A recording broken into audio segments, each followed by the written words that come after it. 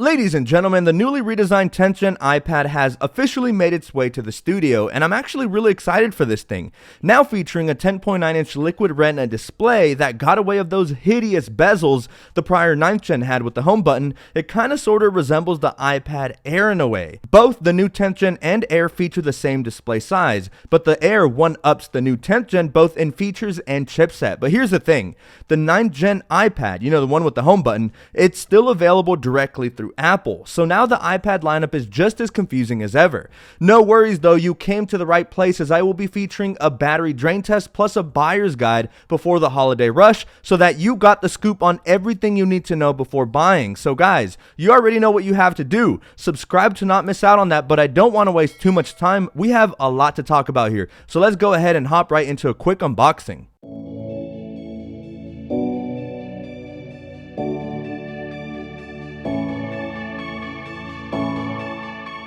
Alright, so first things first, man, these new colors are awesome. Apple went the whole iMac route with introducing a variety of fresh and exciting new colors, including this extremely bright yellow color that we have for this review model. But you can also pick it up in your choice of blue, pink, and our standard silver for those that prefer a more toned down aluminum color for their iPads. I mean, it's no hate, but why not get any of the bright and energetic colors? But that's just my opinion. So now, heading back to our unboxing, and that same energy of these bright new iPads is even translated into the packaging, with a bright image of our brand new matching wallpaper front and center. And I gotta say, this is one of my favorite batch of wallpapers for iPads that I've seen in a while. We also get color matched iPad branding, in this case of course being this bright yellow Apple logos, and now flipping this to the back we can see our storage capacity, as well as two green pull tabs that aid in a quick and easy unboxing. Now that Apple's trying not to use as much plastic wrapping to help the environment, supposedly. So now let's lift our lid, and first we are greeted warmly by a brand new iPad that's hiding behind this frosted plastic. So let's set that off to the side for now and dig deeper into the contents of our box. Now, on the count of 3, we're set to find out if we're gonna get some dank matching yellow stickers. You guys ready? 3, 2, 1. Nope, regular white stickers, which is actually quite disappointing, but whatever. You get a quick start guide as well as your warranty information. Underneath that though is our 20-watt wall adapter that thankfully is still present in the box, unlike with iPhones. And we also get a, braided USB-C to USB-C cable. Ooh, fancy. That's basically all there is to the accessories, so let's head back to the star of the show. Remove the frosted plastic and power this sucker on for the first time. Okay, so first thing that jumps out to you, I can probably guess. This freaking awesome and bright yellow, my goodness, it's so bright. Like you might want to slide out of your house with some shades on if you plan to take it on the go. I'm personally a massive fan of these bright colors. I don't know about you, but let me know in the comments below whether you're more of a classic and subtle silver space gray kind of person, or maybe you dig the bright colors for Apple's devices like myself. Now, another guess as to what may jump out to you at first could be the complete makeover and new redesign. Yes, we no longer have a home button on the front, and it instead has moved up to the sleep wake button, just like on the iPad Airs with Touch ID, and a few other select Apple products. It works flawlessly, just as you'd expect, and setting it up is a breeze. Just follow the prompts on screen, and yeah, pretty self-explanatory. You got your Touch ID set up. This new 10th Gen iPad is sort of like taking the iPad Airs and hitting that copy and paste, except you take away a few features to bring down the price, because oddly enough, this no longer can be dubbed the budget line, seeing as how this newly redesigned 10th Gen will set you back $449 for a starting Wi-Fi model, or you can also opt for a cellular version for $599, and the baseline model will come with 64 gigabytes of storage, which for this device is pretty decent, I guess.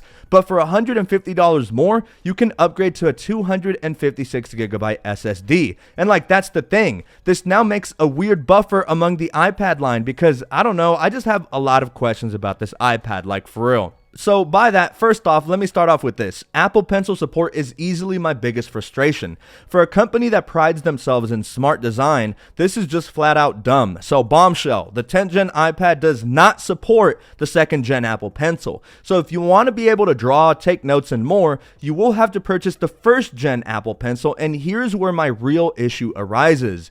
First, there's nowhere to house the Apple Pencil when not in use. The iPad Pro line as well as the new Air let you magnetically attach the 2nd Gen Apple Pencil to the right edge of their chassis for easy storage, and simultaneously while attached, it also quickly charges your Apple Pencil too. Plus, I know this is me nitpicking, but the cap on the first gen Apple Pencil is just honestly annoying. It's so hard to keep track of, it rolls off the table, and it's just a huge annoyance. But wait, it gets worse. In order to pair and actually use the Apple Pencil first gen, you need to use a separate USB-C to Apple Pencil adapter. Like Apple, what? Why? This is mainly due to the fact that the first gen Apple Pencil still uses an old Lightning connector, and well, the new 10th gen iPad now charges and syncs via USB-C. The only good news to this story is that Apple will include this mini dongle if you buy the first gen Apple Pencil. But man, Apple, this is so awkward. This is way too extra, to be honest. Now, let's highlight some of this iPad's strengths, starting off with the cameras. The new 10th gen iPad packs a sharper back camera, going from 8 megapixels on the previous model to 12 megapixels and with a hump. And the front-facing camera is still 12 megapixels, but for the first time ever seen on any iPad, it gets a welcome shift from the top edge to the long edge, which makes for more natural video calls in landscape mode, especially while your iPad is docked to the all-new Magic Keyboard Folio, which I do have and will have its own separate review. Don't worry, I'm actually really excited about the Magic Keyboard Folio.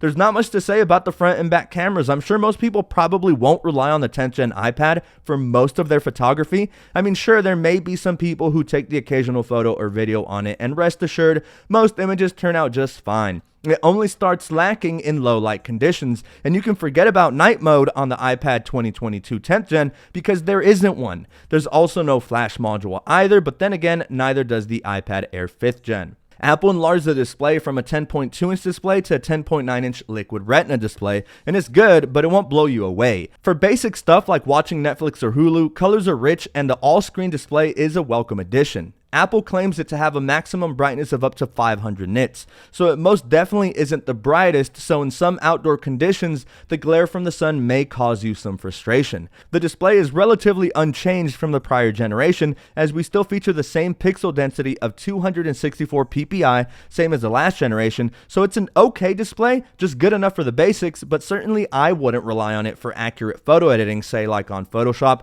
or using it for other pro applications.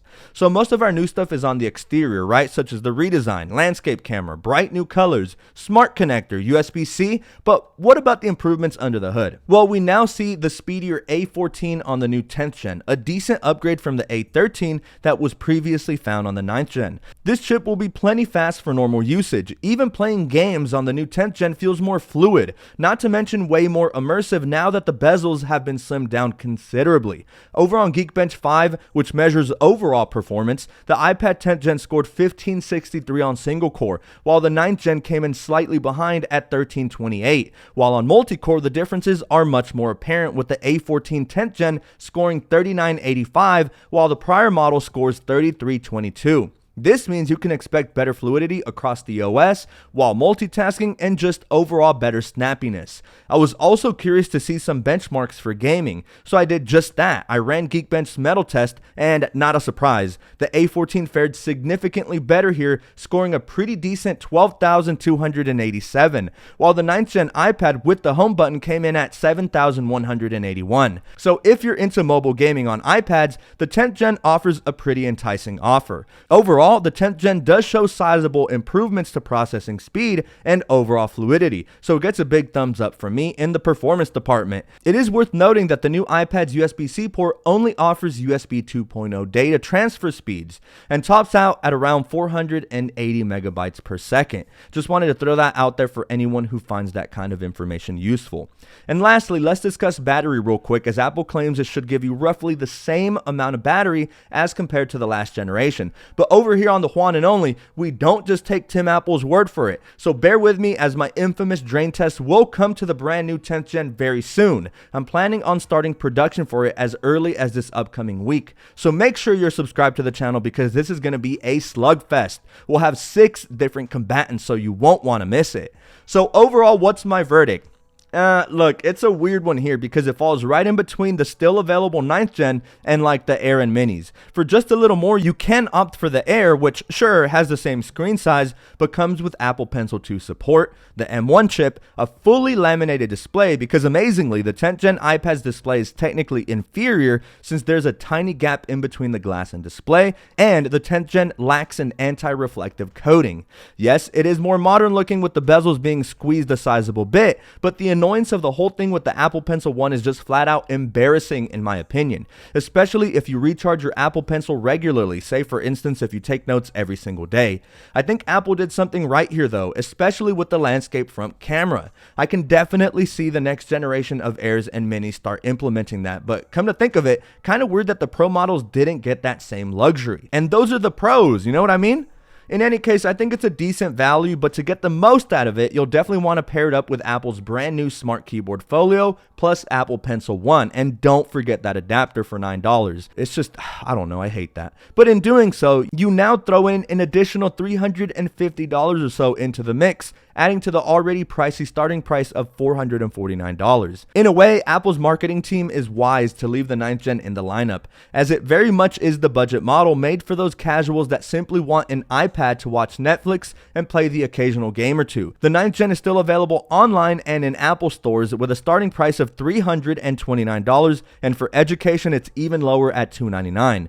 In the end, I'm going to go ahead and recommend this, but I wouldn't say it's a go out and get it now, nor a strong recommend. It's a great iPad with a lot of versatility, now including 5G support. I just wish the starting price could have been a tad lower, and for the 11th gen iPad, or whatever they decide to call it, please Apple, fix the issue with the Apple Pencil and just incorporate Apple Pencil 2 support. But what do you guys think? I'm honestly a huge fan of the bright colors, but I think there's a ton more value in the 9th gen still. I don't know, but drop your comments down below. Like I said, be on the lookout for that drain test, and with that, I'm clocking out for now, but I cannot wait to catch you all in the next video.